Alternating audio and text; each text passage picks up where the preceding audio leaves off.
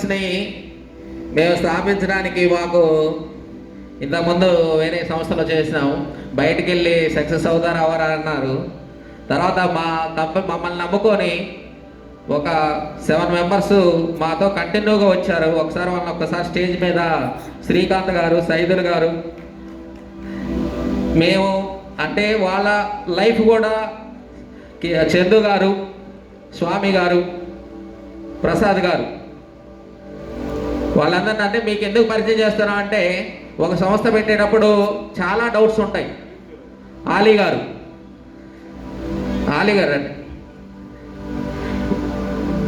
వీళ్ళందరినీ ఎందుకు పరిచయం చేస్తారా అంటే ఒక సంస్థను పెట్టాలంటే వేరే సంస్థకి వెళ్ళాలంటే చాలా డౌట్స్ ఉంటాయి. అంటే అక్కడికి వెళ్ళి వాళ్ళు సక్సెస్ అవుతారో అవరో, లేకపోతే వాళ్ళని మీరు ఫెయిల్ అవుతారనేది వాళ్ళకి చాలామంది చాలా చెప్పారు.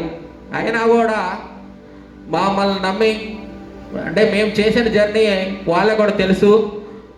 ఆ 6 ఇయర్స్ కంటిన్యూగా ఉన్నారు వాళ్ళకంతా. అందుకని ఒకసారి మీరు కూడా గట్టిగా చప్పట్లు కొట్టాలని కోరుకుంటున్నాం.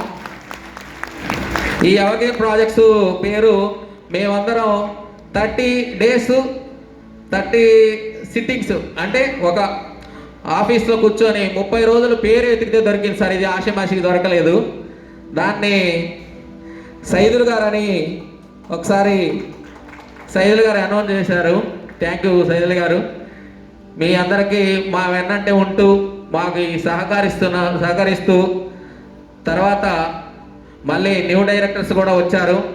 Thank you. వాళ్ళకు కూడా మమ్మల్ని నమ్ముకొని మీకు ఎప్పటికీ ఇబ్బంది ఉండదు.